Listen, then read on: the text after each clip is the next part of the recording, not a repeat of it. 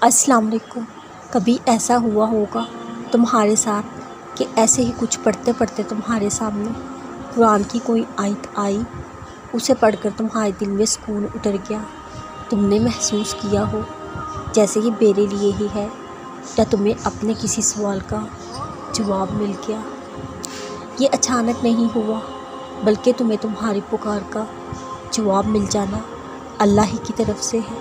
یقین رکھو، اللہ خوب واقف ہے دلوں کے حال سے، وہ واقف ہے تم کن سوالوں کی الجھن میں پھنسے پڑے ہو، وہ واقف ہے تمہارے خیالوں سے۔ آنکھیں اندھی نہیں ہوتی، پر اندھے ہو جاتے ہیں دل جو سینوں میں ہے۔ جس نے اپنے نفس کو پاک رکھا وہ مراد کو پہنچا۔ اے پیغمبر، میری طرف سے لوگوں کو کہہ دو، اے میرے بندو جنہوں نے اپنی جانوں پر زیادتی کی ہے، خدا کی رحمت سے نا امید نہ ہونا۔ خدا تو سب گناہوں کو بخش دیتا ہے، وہ تو بخشنے والا مہربان ہے۔ کیا وہ لوگ جو برے کام کرتے ہیں یہ سمجھے ہوئے ہیں کہ یہ ہمارے قابو سے نکل جائیں گے؟ جو یہ خیال کرتے ہیں۔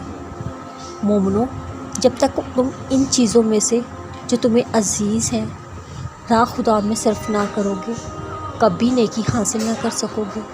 جو چیز تم صرف کرو گے خدا اس کو جانتا ہے۔ خدا تو لوگوں پر کچھ ظلم نہیں کرتا، لیکن لوگ ہی اپنے آپ پر ظلم کرتے ہیں۔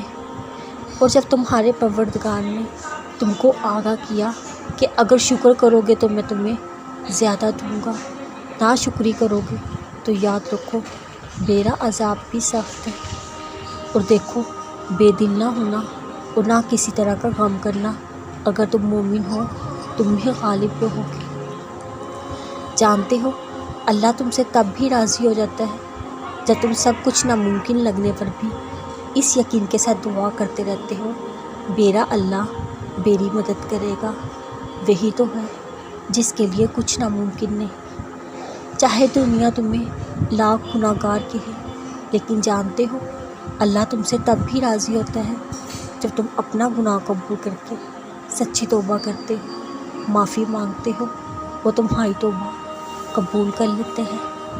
جانتے ہو اللہ تم سے تب بھی راضی ہو جاتا ہے جب تم تھک کر مایوس نہیں ہوتے، بلکہ صبر کرتے چلے جاتے ہو۔ جانتے ہو اللہ تم سے تب بھی راضی ہو جاتا ہے جب تم اللہ کے فیصلوں کا احترام کرتے ہوئے اس کی رضا میں راضی ہو جاتے ہو، نافرمانی نہیں کرتے۔